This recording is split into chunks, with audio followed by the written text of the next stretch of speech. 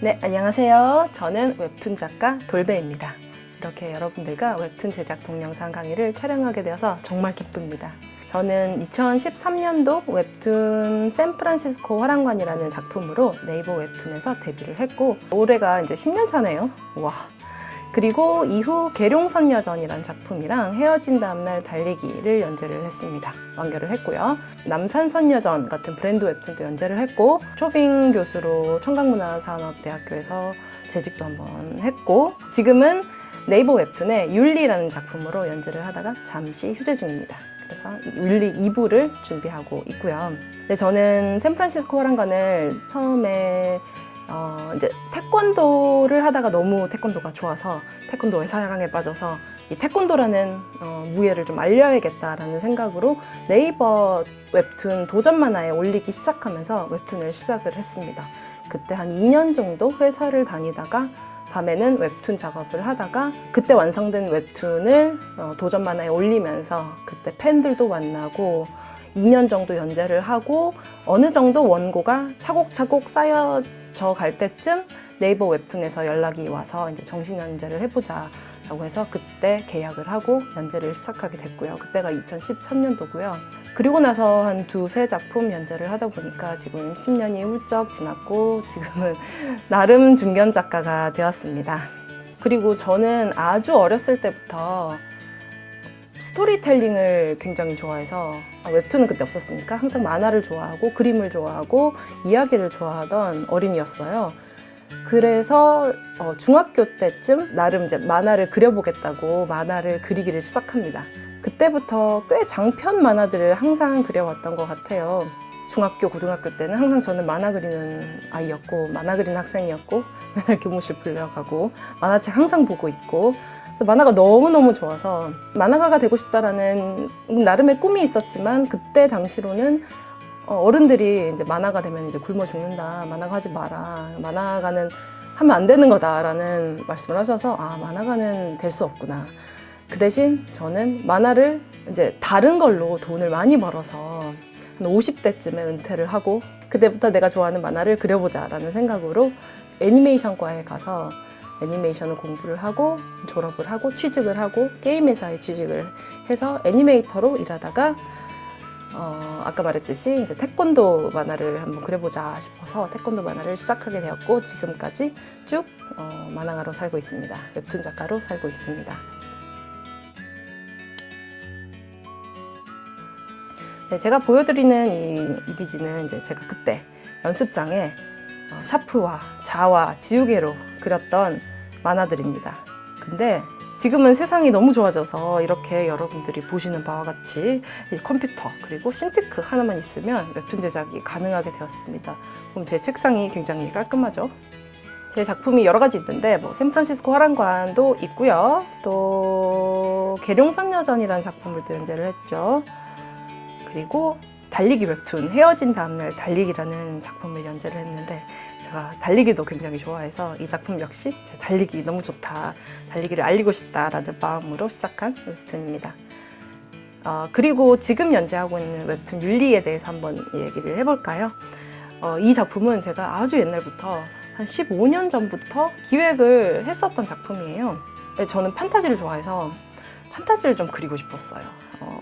그러니까 새로운 세상, 내가 만든 새로운 세상에 독자로서 이제 쏙 들어가서 캐릭터들과 함께 여행을 하는 그런 느낌의 만화를 그려보고 싶어서 이 웹툰 율리라는 작품을 기획을 하게 되었는데 여태까지는 제가 뭔가 이 작품을 그리기에는 역부족이고 실력도 안 되고 마음의 준비도 안 돼서 미뤄뒀다가 이제 2작품, 3작품 정도 연재를 하고 이제부터 시작을 해도 되겠구나.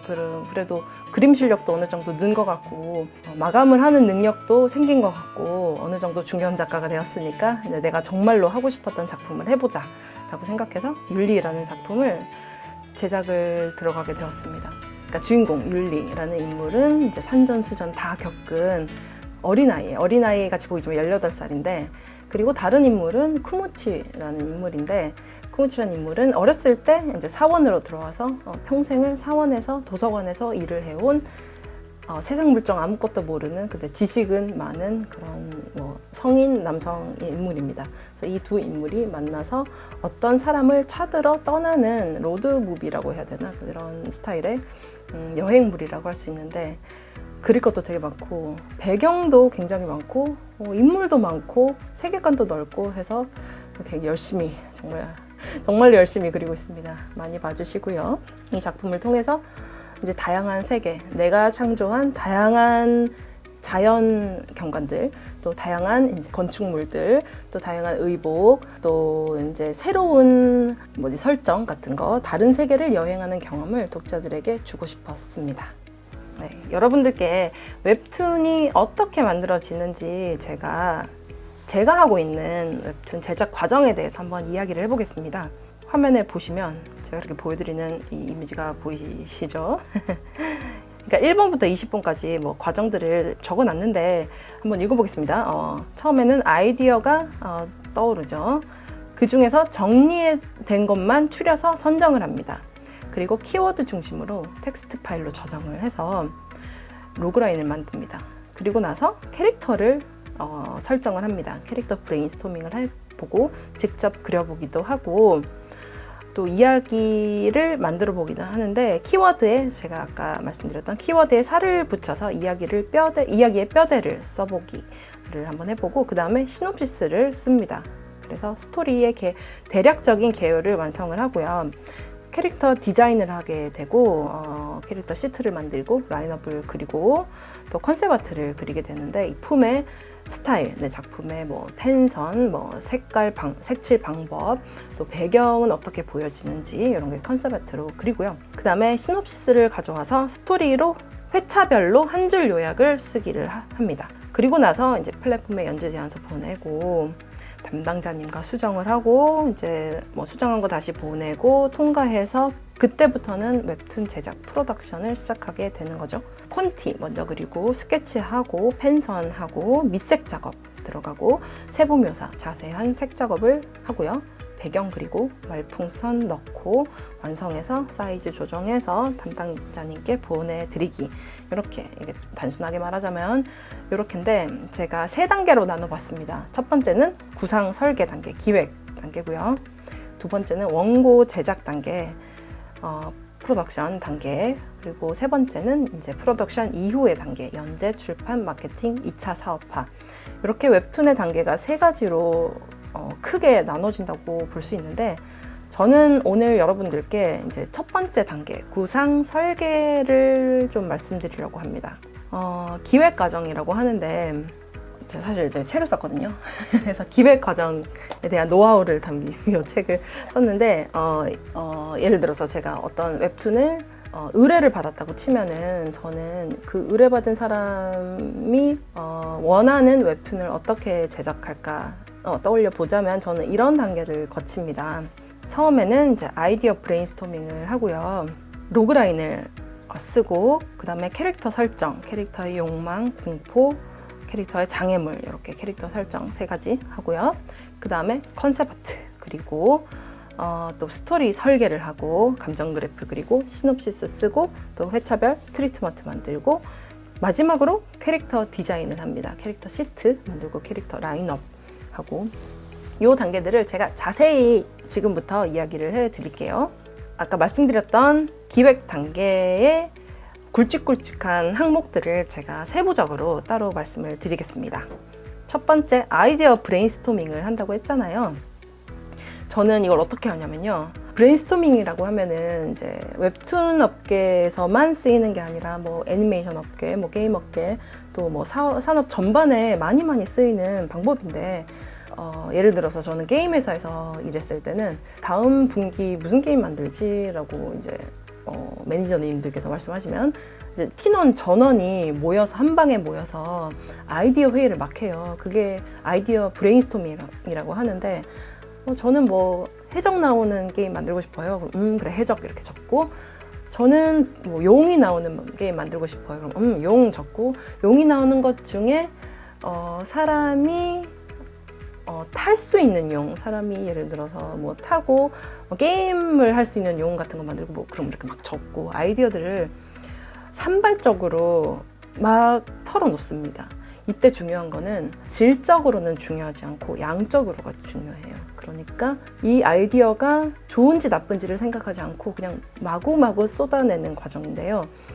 웹툰을 그릴 때, 웹툰 브레인스토밍을 할 때 저는 이걸 어떻게 사용하냐면, 저는 1인 제작자니까 스케치북 하나를 들고 좋아하는 카페에 가서 이제 음악을 들으면서 기분 좋게 떠오르는 것을 다 적습니다. 예를 들어서 제가 롯데백화점에 의뢰를 받아서 브랜드 웹툰을 제작한 적이 있었는데, 그때 우울증 인식 개선 캠페인에 대한 웹툰이었거든요. 그래서 그 주제를 듣고 그러면은 내가 이 웹툰을 그리기 위해서 어떤 아이디어를 떠올릴까 라고 생각해서 브레인스토밍을 막 했죠. 뭐 우울증, 또 뭐 두통, 또 뭐 아프다, 또 이제 옆집 아저씨, 이렇게 브레인스토밍을 생각의 필터를 거치지 않고 막 적습니다. 아무거나 막 적어요. 그래서 이 스케치북이 꽉 찰 만큼 계속 적고, 넘겨서 다음 장에도 계속 적고, 그때 제가 4가지 카테고리를 염두에 두고 브레인스토밍을 하는데, 하나는 인물, 뭐 엄마, 아빠, 뭐 산타 할아버지, 옆집 아저씨, 또 뭐 순댓집 사장님, 기타 등등의 인물 카테고리가 있고, 하나의 카테고리는 장소 카테고리가 있습니다. 아파트, 우물가, 화장실, 학교, 뭐 우주정거장, 뭐 기타 등등 장소 카테고리가 있고, 또 하나는 사건 카테고리가 있어요. 넘어지다, 잃어버리다, 부딪히다, 또 선물 받다, 이런 사건 카테고리. 4번째로는 사물 카테고리, 뭐 책, 카메라, 선풍기, 기타, 연필, 이런 사물 카테고리. 그러니까 4가지 카테고리를 염두에 두고 브레인스토밍을 하면은 굉장히 많은 단어들이 나올 거예요. 그 중에서 내가 마음에 드는 키워드를 이렇게 동그라미 쳐요. 이렇게 보시는 바와 같이 동그라미 쳐서 요 키워드 괜찮은데 요거랑 이어볼까 하면은 사물 카테고리 하나, 사건 카테고리 하나, 인물 카테고리 하나, 또 장소 카테고리 하나, 이렇게 나왔잖아요. 그러면 하나의 사건이 완성이 돼요. 예를 들어서 뭐 우물가에서 잃어버렸던 열쇠를 순댓집 사장님이 찾는다, 이런 식으로. 그래서 이런 문장들을 많이 만들다 보면 그 중에서 정말 기발하게 나오고요. 생각보다 괜찮은 아이디어가 많이 나옵니다. 그래서 아이디어를 이제 머릿속에서만 생각을 하면요, 어떻게 되냐면 그게 이제 구체화가 안 돼요. 이거를 어딘가에 쓰거나 아니면 누군가에게 이야기하거나 잡을 수 있는 형태로 만들 때 비로소 아이디어가 이제 구체화 되거든요. 그러면은 거기서 시작해서 다른 아이디어들이 파생되어 나오니까, 아이디어라는 것은 어떤 분이 생각하시기에는 그냥 웹툰 작가들이 길 가다가 마치 막 번개 맞듯이 뭔가 계시를 받는 거, 그런 거라고 생각하기 쉬운데, 생각 외로 그렇게 하시는 분들은 별로 없고요. 나만의 방법론이 있어요. 저는 이렇게 하고요.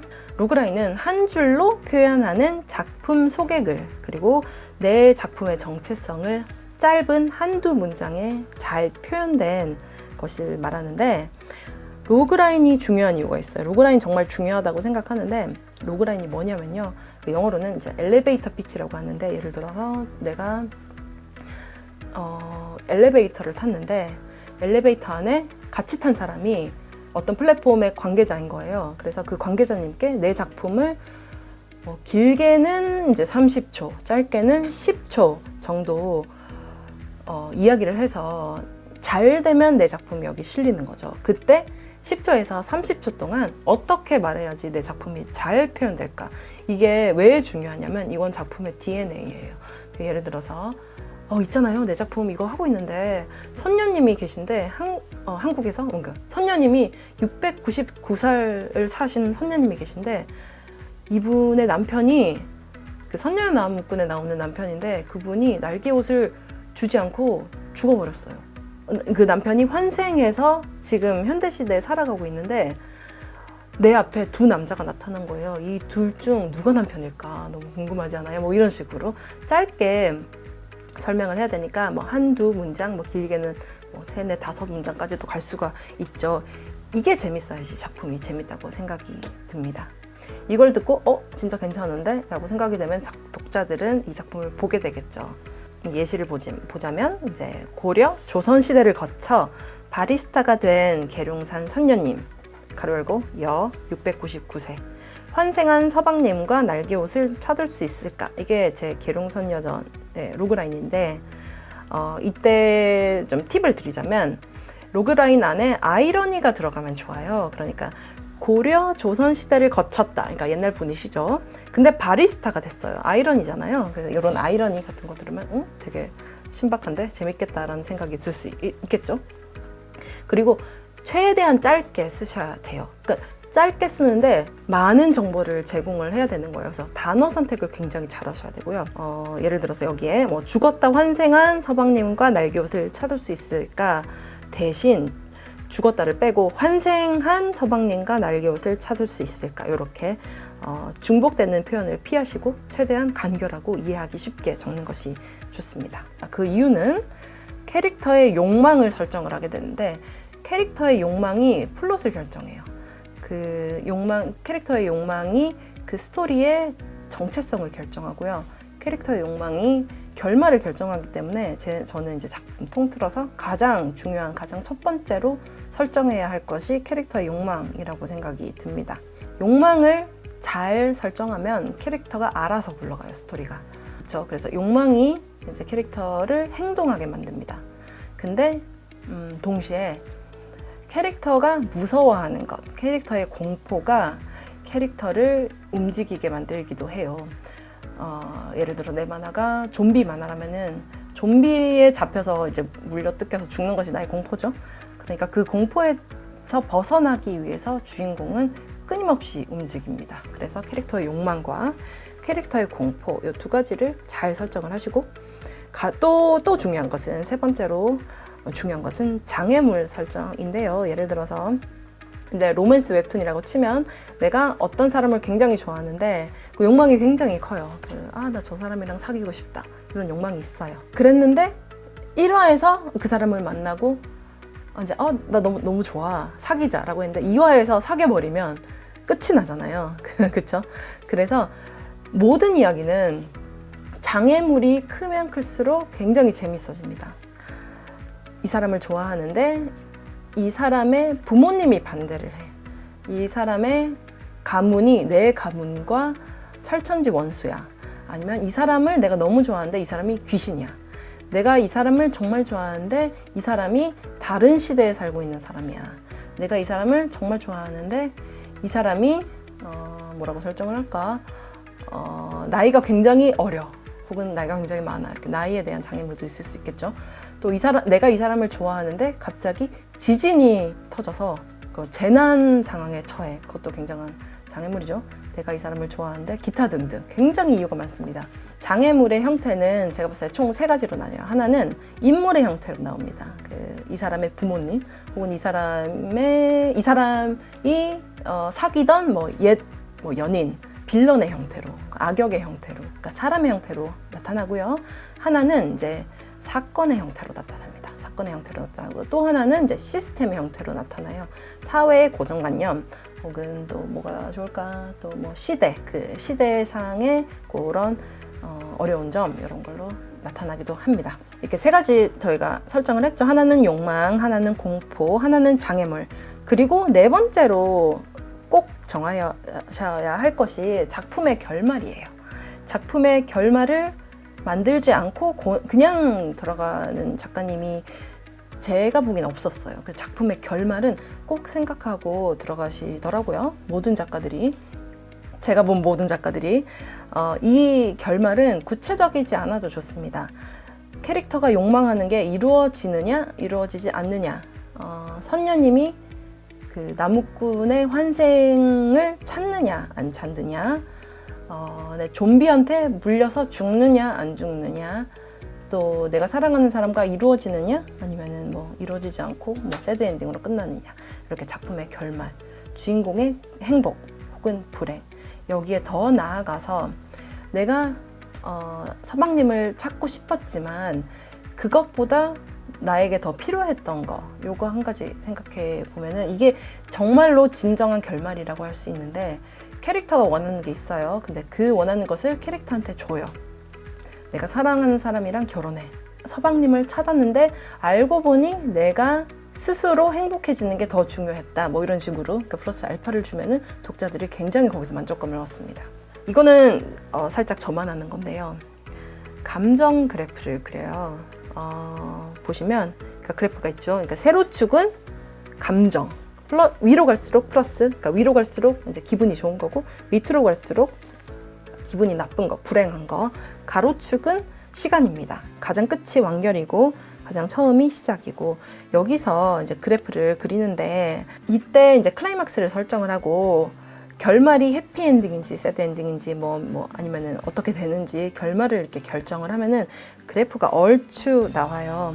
클라이막스에서 가장 감정적으로 고조되고요. 그러니까 저는 주로 해피엔딩을 많이 그렸으니까 감정적으로 가장 다운인 상태를 만들고 보시면은 클라이막스에서 가장 저점이죠. 그리고 결말은 가장 고점이 돼요. 그 앞에는 이제 왔다 갔다 합니다. 왔다 갔다. 행복했다가 불행했다가 행복했다가 불행했다. 근데 그 폭이요. 작았다가 점점 커져요. 그래야지 이야기가 점점 고조가 되고 그 클라이막스에서 가장 큰 감정 폭을 겪으면서 이제 쭉 올라가면서 해피엔딩으로 이렇게 하게 됩니다. 그러니까 시놉시스 쓸 때 이렇게 많이 말씀을 하시거든요. 이제 도입, 사건, 점진적 갈등 고조, 위기, 절정, 결말. 그러니까 시놉시스를 짜실 때 내가 도저히 너무 어렵다. 어떻게 짜야 될지 모르겠다 싶으면은 요거를 한번 참고를 해보십시오. 도입부를, 그러니까 1번부터 6번까지 보시면은 도입부를 결정을 하고 사건 촉발, 그러니까 작은 사건들을 하나 넣어서 사건을 촉발시키고 그 사건으로 인해서 갈등이 점차 고조되는 것을 쓰시고요. 위기는 이제 주인공이 변화하도록 압박하는 그런 상태. 그리고 절정, 클라이막스에서 변화한 주인공이 이제 이 장애물을 상대하는 내용을 넣으시고 그 마지막 결말 부분에 남은 문제를 모두 해결하고 이야기를 매듭짓는 요 이제 템플릿을 한번 활용을 해 보시고요. 시놉시스를 이제 쓰게 되는데 예전에는 시놉시스가 굉장히 좀 길었어요. 근데 요즘 트렌드는 점점 짧아지고 있는 추세더라고요. 네이버에 투고를 하실 때도 줄거리를 쓰게 되는데 천자 이하로 쓰라고 하셔가지고 천자 굉장히 짧은데 이렇게 생각하면서 제가 쓴 시놉시스에서 많이 추려서 굉장히 짧게 압축해서 천자를 만들었는데 저는 원래 시놉시스를 A4 한 장 정도는 씁니다. 그런데 단편은 더 짧고 장편은 조금 더 길기도 한데 A4 한 장짜리를 시놉시스를 쓰고요. 거기서 제출용으로 천자짜리를 짧게 압축해서 한 번 더 씁니다. 그럼 시놉시스가 2개가 나오잖아요. 저는 처음에는 이게 굉장히 시간 낭비라고 생각을 했는데 이렇게 압축을 해보니까 되게 좋더라고요. 이게 아까 제가 로그라인을 말씀을 드렸는데 로그라인은 굉장히 감정적으로 적어요. 그러니까 좀 재미있게, 그러니까 캐치하게 적는데 시놉시스는 무미건조하게 써야 돼요. 그러니까 사건 위주로 대사 쓰면 안 되고요. 사건 위주로 간결하게 알아보기 쉽게 문학적 장치는 이제 제외하고 좀 딱딱하게 쓰는 게 시놉시스의 묘미입니다. 그렇게 그러니까 사건 위주로 이렇게 나열하듯이 쓰시고요. 컨셉 아트를 왜 그리냐면요. 처음에는 저는 컨셉 아트를 그리지 않았거든요. 왜냐면 이제 그냥 바로 원고에 들어가면 되는데 왜 이제 굳이 컨셉 아트를 그려야 되나라는 생각이 들어서 그냥 바로 원고를 시작했었죠. 사실 샌프란시스코 화랑강 그릴 때는 구상 설계 아무것도 안 하고 그냥 시작했어요. 근데 하다 보니까 이게 필요해서 한 10화 정도 그릴 때쯤에 구상 설계를 다시 했습니다. 그때 컨셉 아트도 그렸고요. 왜 컨셉 아트를 안 그렸다가 다시 그렸냐면 없이 시작을 하니까 그림이 제멋대로더라고요. 들쭉날쭉하고 펜선 굵기도 어떨 때는 15픽셀 썼다가 어떤 때는 10픽셀 썼다가 어떤 애는 25픽셀 썼다가 그리고 채색 방법도 손으로 칠했다가 이제 페인트 버킷으로 부었다가 말풍선 인물이랑 같이 그렸다가 따로 그렸다가 기타 등등 난리도 아니었습니다. 그래서 요거 안 되겠다. 요거는 저 프로다운 자세가 아니다 라고 해서 컨셉 아트를 제대로 그리고요. 다시 제 방식을 딱 정해서 들어갔어요. 그 다음부터는 컨셉 아트는 좀 무조건 그리라고 추천을 드리는 편인데 왜 그러냐면 컨셉 아트는 첫 번째로는 이 한 장을 그리기 위해서 내가 몇 시간이나 소비했는지를 알 수가 있어요. 보시면은 저 첫 번째 컨셉 아트를 보시면 이게 제가 말씀드렸던 그 우울증 인식 개선 캠페인에 그렸던 그 작품의 컨셉 아트인데요. 이 한 장을 그리기 위해서 제가 한 3시간 정도 걸렸던 것 같습니다. 근데 컨셉 아트는 원래 좀 오래 걸리거든요. 왜냐면 생각할 게 많기 때문에 선 색깔을 어떻게 할 건지, 또 채색 방식은 어떻게 할 건지, 또 배경은 또 어떻게 그릴 건지, 배경을 만약에 그린다면 손으로 제가 직접 그릴 건지, 3D 프로그램을 사용을 해서 모델링해서 넣을 건지, 또 후보정을 어떻게 할 건지, 세부 묘사를 어떻게 할 건지, 나아가서 이제 콧구멍을 그릴 건지 아닐 건지, 또 눈 크기는 어느 정도 할 건지, 그러니까 정해야 될 것이 굉장히 많아요. 컨셉 아트 그릴 때는. 요 한 장을 그리기 위해서 학생들은 보통 일주일 걸리죠. 제가 수요일 날 이제 다음 주까지 컨셉 아트 그려오세요. 그러면 일주일 동안 이제 컨셉 아트를 그려서 이렇게 제출을 하게 되는 거죠. 근데 이제 저는 이미 좀 작품을 몇 개 해왔고 이제 저만의 스타일이 있으니까 제 스타일대로 그리는데도 한 3-4시간 정도 걸렸습니다. 이 컨셉 아트를 직접 원고에 넣어도 좋을 만큼의 퀄리티로 합니다. 너무 또 시간을 많이 들이면 또 안 돼요. 그죠? 왜냐면은 요 퀄리티로 80컷을 그려야 되는데 분명히 안 될 거란 말이죠. 그러니까 어느 정도 포기를 하고 정말로 원고에는 난 이렇게 하겠다라고 생각을 하시고 그리셔야 되고요. 요 지금 보여드리는 컨셉 아트는 실제로 제가 원고 안에 사용했던 컨셉 아트입니다. 두 번째 이미지를 보시면 이 이미지야말로 제가 정말 오래 걸렸거든요. 뭔가 이 작품을 통해서 되게 예쁘게 만들고 싶었나 봐요. 그래서 노이즈 효과라고 해야 되나? 그 그레인 효과 같은 것도 막 넣고 채색을 할 때 톤도 좀 많이 넣어보고 그림자도 많이 넣고 그라데이션 막 주고 했더니 예쁘긴 예쁜데 이거 도저히 내가 이 작품으로 한 편에 뭐 60컷, 80컷 그리고 제가 이거 1년을 연재를 하기로 기획을 했으니까 그럼 54화 정도 되거든요. 55화, 54화 정도 되는데 54화, 80컷 이거 못하겠다 싶어서 다시 그렸습니다. 자신이 좀 없었다고 해야 되나? 스토리로 이제 사람들을 뭔가 재미있게 할 자신이 별로 없어서 걱정이 되게 많았죠. 그래서 이제 눈으로라도 즐겁게 해주자라는 마음이 있어서 내가 할 수 있는 최대한 예쁜 그림을 그려보자 라고 해서 정말 각 잡고 마음 먹고 컨셉 아트를 그렸습니다. 그 다음에 해야 될 게 캐릭터 스케치입니다. 근데 컨셉 아트 할 때 이미 조금 캐릭터를 조금 그려요. 그때 그렸던 캐릭터를 바탕으로 캐릭터 스케치를 하게 되는데 그러니까 스케치 하고 나서 이제 시트를 그릴 건데 캐릭터 시트를 그릴 건데 스케치 할 때는 최대한 다양하게 아무 생각 없이 잘 그리냐 못 그리냐를 생각하지 않고 최대한 다양하게 많이 그려보는 게 포인트입니다. 그래서 이것도 스케치북 하나 들고 연필 하나 들고 뭐 카페에 가서 많이 그려보는 거예요. 요새는 저는 아이패드 주로 이렇게 들고 다니면서 그냥 때가 이제 시간 날 때마다 이렇게 그리곤 하는데 뭐 아이패드로 하셔도 되고 그냥 연필로 하셔도 되고 내가 원하는 캐릭터 디자인이 나올 때까지 그리고 이 디자인 예쁘다 싶어도 거기서 변형시켜서 진짜 많이 그려야 돼요. 제가 추천드리는 방식은 캐릭터 스케치를 하실 때 그냥 이렇게 하셔도 되는데 꼭 이렇게 실루엣을 함께 그려보라고 말씀을 드립니다. 보시면 제가 실루엣을 그렸습니다. 흰색 바탕에 까만색으로 조그맣게 간단하게 이렇게 실루엣을 그리게 되는데 그러니까 우리가 사람을 볼 때 모든 사람들이 다 다르게 생겼잖아요. 그리고 모든 사람의 체형도 다 다르고 머리 스타일도 다 다르고 실루엣만 봐도 그 사람이다 라는 것을 알 수 있게 독특하게 그리면 좋습니다. 제가 다양함을 굉장히 강조를 하는데 이유가 있어요. 특히 한국 학생들한테는 많이 강조를 해요. 왜냐면 우리 왜 그런지 모르겠는데 우리는 저도 그랬고요. 우리는 캐릭터를 자기 그리는 스타일대로만 그리더라고요. 그래서 뭘 그려도 좀 다양하게 그려보세요 라고 말을 해도 내가 그린 스타일에서 별로 벗어나지 않아요. 그러니까 이렇게 그렸는데 내가 다양하게 그려볼 때는 한 이쪽에 있는 범위를 말하는 건데 여기서 그리다가 다양하게 그려보세요 하면 한 조금만 옮겨서 그려보는 거예요. 근데 그거는 내가 내 눈에 봤을 때는 뭐가 달라진 거지? 이런 느낌이 들 수가 있죠. 그러니까 머리카락 색깔을 노란색이었는데 뭐 조금 덜 노란색으로 바꾼다던가 이건 다양함이라고 보기 어렵습니다.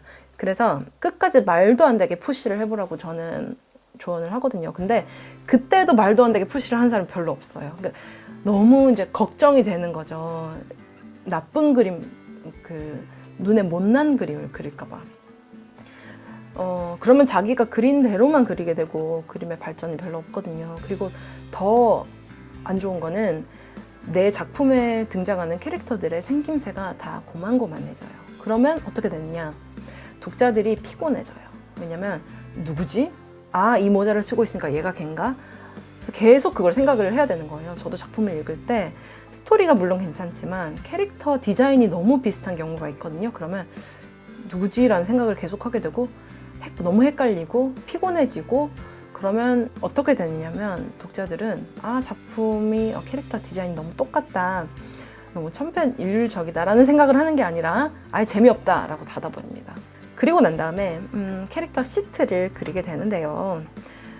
그 시트가 뭐냐면요. 이거 사실 애니메이션 업계에서 쓰는 건데 왜냐면 애니메이션에서는 이제 캐릭터 디자인을 하는 사람이 있고 컨셉 아티스트가 있고 그 캐릭터 디자인을 가지고 애니메이터한테 가서 이렇게 그려주세요 라고 해야 되는 거잖아요.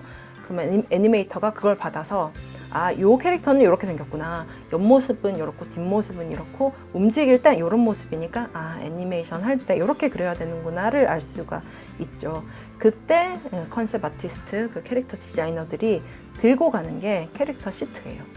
캐릭터 시트 안에는 그 캐릭터의 전신 들어가야 되고요. 정면, 측면, 후면, 반측면, 반후면 이렇게 들어가면 좋습니다.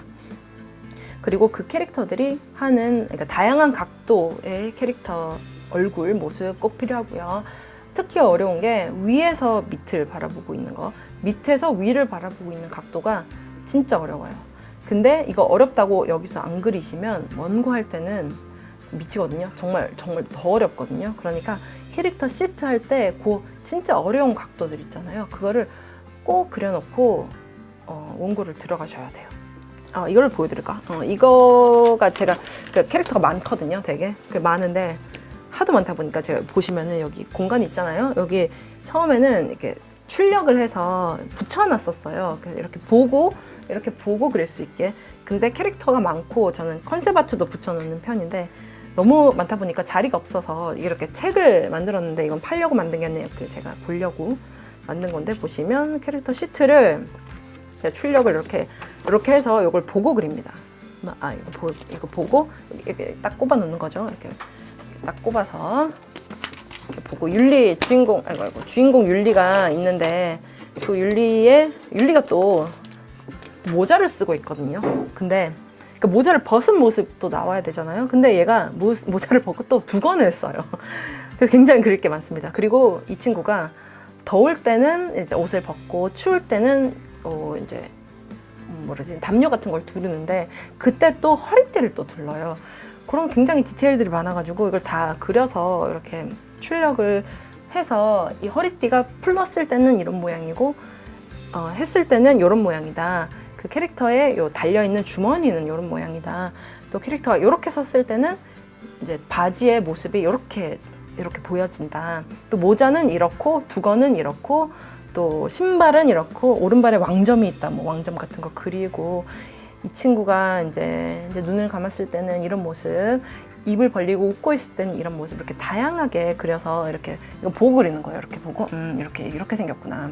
보고 그리면 됩니다. 또 라인업을 하게 되는데요. 라인업이 뭐냐면 캐릭터 시트 한 것을 바탕으로 캐릭터들이 여러 명 있잖아요. 근데 그 캐릭터 여러 명을 한눈에 세어보는 것을 말합니다.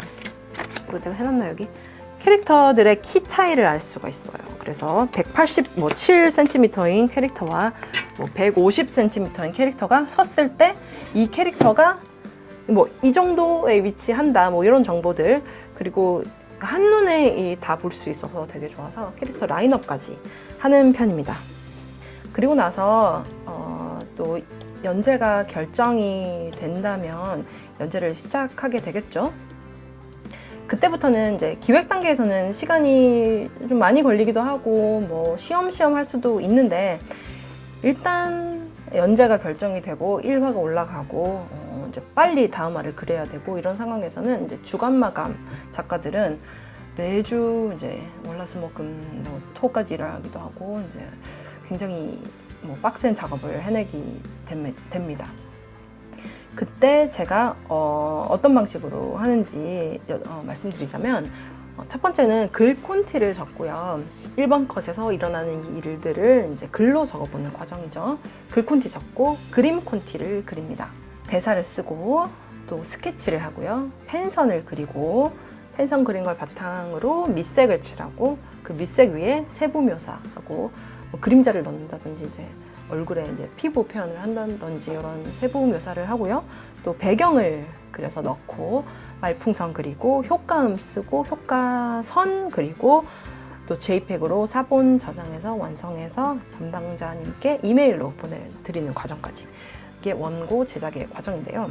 콘티에 굉장히 시간을 많이 소비하죠. 글 콘티에 하루, 그림 콘티에 하루, 이렇게 총 이틀을 하는 거니까. 제 원고를 살짝 보여드리자면 이게 제가 1화 원고, 이게 바로 그림 콘티입니다. 대사가 여기 있죠. 파란색으로 저는 그리고요. 이 정도 퀄리티로 하게 되고, 이 정도 퀄리티로 이렇게 되고 대사 넣고요.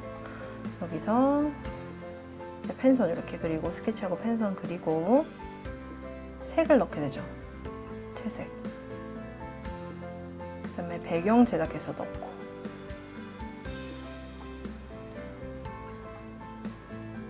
그리고 이렇게 말풍선 하고 효과음 같은 거 넣고 효과 주고, 그래서 원고를 완성을 하게 됩니다. 콘티 그리고 이제 펜선, 스케치나 펜선 넣고 이런 과정은 이제 작가의 작화력이 진짜 100% 발휘되는 시간이죠. 그래서 펜선 이렇게 그리고 스케치하고 펜선 그리고, 밑색은 작가들은, 그러니까 프로 작가들은 보통 밑색 작업을 어시스트에게 맡기게 됩니다. 밑색을 맡겨서 이제 그 맡긴 밑색을 내가 작가 받고 거기 위에 이제 세부 묘사를 하게 되죠. 그림자 넣고 눈에 하이라이트 넣고 피부 묘사하고 머리 결 같은 거 좀 넣고, 그리고 나서 배경 제작하고, 배경 제작할 때는 저처럼 이렇게 손으로 그리셔도 되고, 제가 배경 그리는 걸 좋아해서 좀 보여드리자면, 배경을 정말 너무 좋아하는데 모르겠어요. 그냥 그리면서 힐링이 되더라고요. 이런 배경 많이 그렸습니다. 배경을 그리면서 이제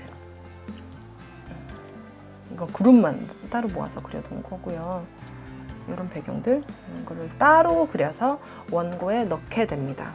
배경 그리고 나서는 이제 거의 다 됐죠. 말풍선 그리고 효과음 넣고 효과선 그리고 이제 원본이 따로 있고, 원본을 JPEG으로 사본 저장해서 사이즈를 줄입니다. 690, 가로 690 사이즈로 줄이고, 파일 크기는 한 파일당 2메가를 넘어가지 않게 이렇게 조정을 해서 사본 저장해서 이메일로 담당자님께 토요일 3시까지 보내드리게 됩니다. 그러면은 조금 쉬고 그날 토요일 11시쯤에 작품이 올라오게 되겠죠. 그래서 토요일 11시에 올라오는 일요 웹툰이라고 치면은 그렇습니다.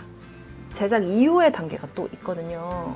예를 들어서 제가 작품 윤리를 제작을 하고 완결을 하고 다 됐다, 이제 난 작품 다 만들었다, 이렇게 쉬는 게 아니라 이 작품을 가지고 2차 사업화를 진행을 할 수도 있겠습니다. 대표적으로는 출판이 있을 수 있죠. 그래서 출판사에 이제 의뢰를 해서 또 인쇄를 제 작품을 인쇄를 하는 그래서 출판화가 될 수가 있겠고, 또 이제 영화나 드라마도 2차 판권이 팔릴 수도 있겠고, 그러면은 이제 영화나 드라마, 영상화로 제작이 되는 거죠. 또 내 작품을 가지고 저는 지금 네이버에 연재를 하고 있지만 연재처가 정해지지 않으신 분들은 오픈 플랫폼에 연재를 할 수도 있겠고 아니면 SNS에 연재를 할 수도 있겠죠. 페이스북이나 인스타그램 같은 또 공모전에 낼 수도 있겠습니다. 신인이라면 공모전을 굉장히 많이 노리고 계실 수도 있을 것 같은데 제가 아는 지망생들은 공모전을 굉장히 많이 하시거든요. 왜냐면 공모전 자체도 많고 상금도 있으니까 당선이 된다면 제작비에 도움이 되고 공모전이라는 마감 날짜를 딱 정해놔야지 작품이 좀 잘 되시는 분들이 있어요. 발등에 불 떨어져야 작품을 하시는 분들 정말 공감하고요. 그런 분들 같은 경우는 공모전이라는 공모전은 그냥 다 해보시는 거죠. 왜냐면은 공모전을 목표로 하면은 작품이 하나 남으니까. 그래서 공모전 하시는 분들도 계실 수 있겠고. 근데 공모전 하면은 당선이 안 되면 굉장히 좌절하시는 분들도 있는데 그러시지 않아도 됩니다. 공모전에 당선되는 작품이 또 따로 있더라고요. 그러니까 작품이 별로여서 당선이 되는 게 아니라 그 취지에 맞아서 당선이 되는 경우도 굉장히 많고 또 워낙 좋은 작품들이 몰려서 그 중에 고르다 내 작품이 떨어지는 경우도 있고 정말 좋은 작품인데 이제 비슷한 종류의 작품들이 워낙 많아서 내 작품이 조금 묻혀서 그런 경우의 수는 정말 다양하니까 좋은 작품이라고 해서 공모전에 반드시 걸리는 경우도 아니고 왜냐면은 심사위원들의 취향이라는 것도 있으니까요. 각기 만화 웹툰을 보는 독자들의 취향이나 그 선택하는 그들의 선택 방식은 정말 송곳같이 날카로워서 이 작품, 내가 그린 이 작품 누구에게 마음에 들지 않을지는 몰라요. 공모전이나 연재처에 투고를 했는데 내 작품이 안 됐다라고 해서 진짜 너무 실망하지 마세요. 왜냐면 내 작품 어딘가에는 볼 사람이 있고요. 누군가에는 재밌으니까 계속해서 다양한 곳에 노출을 해보시는 게 중요하다고 생각을 합니다. 저 같은 경우는 처음에 시작을 이제 도전 만화에 올리는 것으로 시작을 했는데 저는 정식 연재를 하기까지 2년이 걸렸습니다. 2년 동안 차곡차곡 그 회차를 쌓아 나가는 동안 서서히 독자들이 몰리고 서서히 봐주기 시작을 해서 2년 후에는 그래도 꽤 이제 작품 회차 수가 늘었기 때문에 연재를 시작했던 거고요. 시간을 길게 잡고 차근차근 해보다 보면은 할 수 있거든요. 근데 이제 미리 포기를 하신 이유가 너무 조급하셔서 그래요. 너무 시간을 짧게 잡고 내가 한 6개월 만에 데뷔를 하겠다 이런 너무 타임프레임을 짧게 잡으시고 그렇게 되면은 이제 운에 의지해야 되는데 운이라는 게 꼭 나한테 오는 것만은 아니고 하니까 운에 의존하지 마시고 타임프레임을 좀 길게 잡으셔서 차근차근 준비를 해보시기 바랍니다. 네, 이상이었습니다. 여러분들 봐주셔서 정말 감사하고요. 네, 다음에 뵙겠습니다. 돌배는 이제 저희 아버지께서 제가 엄마 뱃속에 있을 때 지어주신 태명입니다.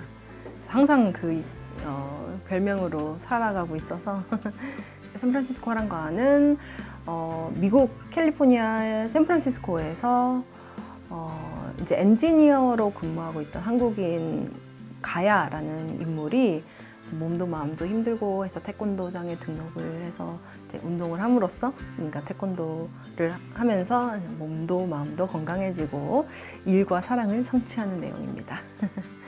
태권도를 시작해서 한 1년 정도 하고 아마 초록띠, 파란띠 정도 땄을 때 와, 이게 너 너무 좋구나. 1년 정도 하니까 내 몸이 이렇게 달라지는구나.